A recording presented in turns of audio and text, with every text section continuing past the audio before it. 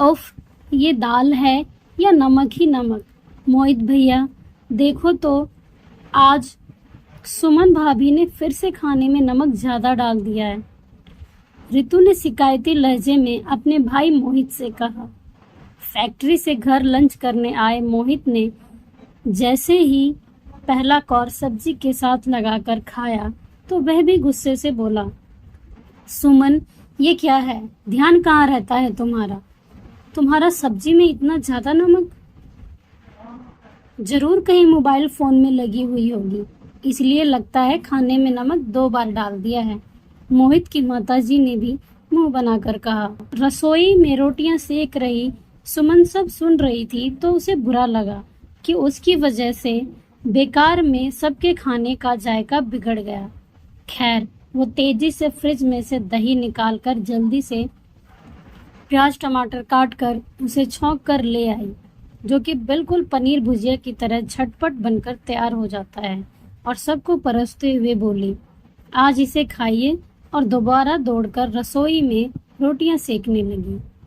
उसे अच्छे से याद था कि उसने सब्जी में सभी मसाले नमक तय मात्रा में ही डाले थे। फिर ये अचानक नमक का तेज होना। लेकिन ये केवल आज ही नहीं हुआ, बल्कि बीच बीच में कई बार उसकी बनाई सब्जी में कभी नमक तो कभी मिर्च तेज हो जाती, और तो और कभी पानी। तभी उसे खाने की टेबल पर बैठे सभी घर के सदस्य के चेहरे याद आ रहे थे। सबके चेहरे या तो उतरे हुए थे या नाराज थे, मगर केवल उसकी छोटी नंद ऋतु वो मुस्कुरा रही थी। कहीं इन सब शरारतों के पीछे वही तो नहीं। पर बिना सबूत के वो कैसे मोहित या अपनी सासू माँ ससुर जी से कहे, और कोई भी भाई या माता पिता अपनी बहन बेटी की शरारतों को कैसे मानेगा। सुमन ने सोचना शुरू किया कि क्यों उसकी नंद उसके साथ ऐसा कर रही है।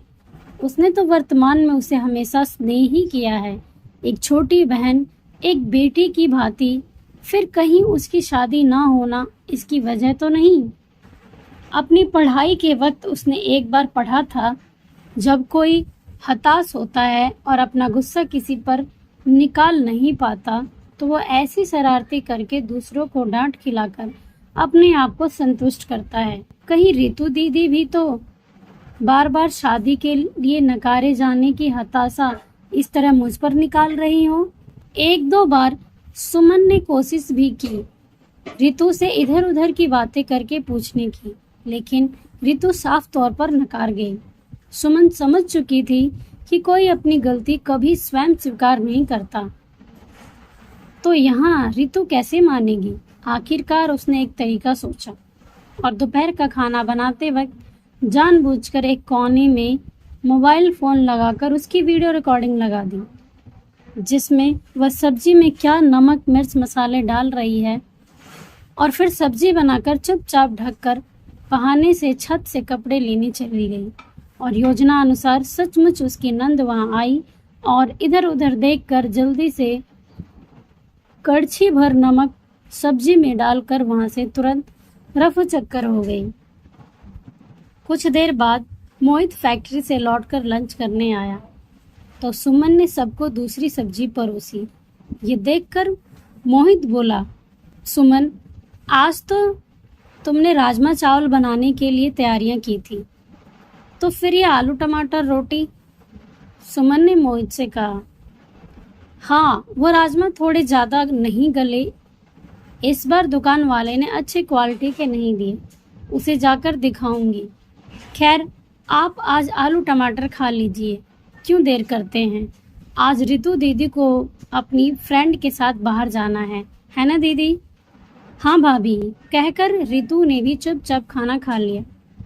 रितु के बाहर चले जाने के बाद सुमन ने मोहित और अपने सास ससुर सबको अपने कमरे में बुलाया और कहा, ये देखिए, आप सभी को लगता था कि मैं भुलक्कड़ हो गई हूँ, मोबाइल फ़ोन पर लगी रहती हूँ, इसलिए कभी नमक तो कभी मिर्च तो कभी पानी सब्जी में ज़्यादा हो जाता है। देखिए मैं तो सब कुछ अच्छे से डालती हूँ, मगर जब सबने वीडियो रिकॉर्डिंग देखी तो सब दंग रह गए। तो मोहित ने कहा, तुम्हें ये सब रितु के सामने बताना चाहिए था, ताकि उसे सबके सामने वही तो मैं नहीं चाहती हूँ मोहित जी। देखिए, ईश्वर की दया से आज नहीं तो कल रितु दीदी की शादी हो ही जाएगी। लेकिन वहाँ भी अगर उन्होंने अपने ससुराल में अपनी इसी तरह की शरारतों और दूसरों को नीचे दिखाने की आदतें जारी रखी तो उनका वहाँ सबसे निभाना मुश्किल हो जाएगा।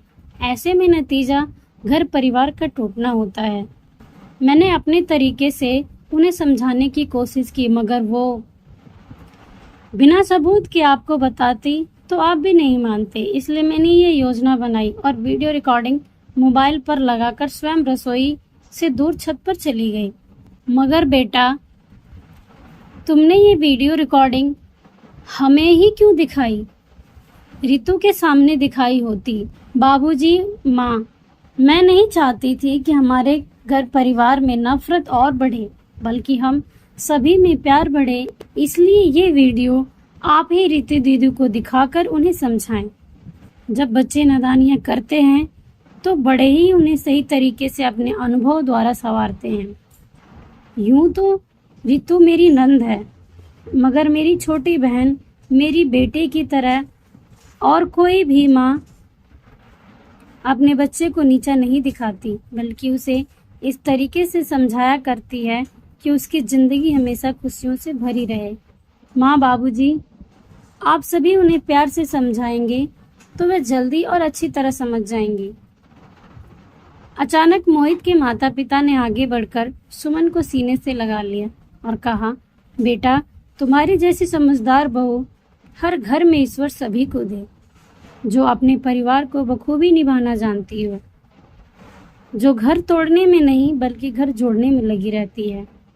ईश्वर तुम्हें सभी खुशियों से भरा रखे, कहकर दोनों ने सुमन के सिर पर स्नेहिल हाथ रख दिया। वहीं दूसरी ओर मोहित और सुमन दोनों भीगी हुई पलकों को साफ करते हुए मुस्कुरा रहे थे। दोस्तों, अगर आपको हमारी कहानी अच्छी लगी हो तो इसको लाइक करें, शेयर करें और कमेंट करना ना भूलें। और हमारे चैनल पर पहली बार आए हैं तो हमारे चैनल को सब्सक्राइब करें। हमारे चैनल पर आपको और भी इंटरेस्टिंग कहानियाँ मिलती रहेंगी।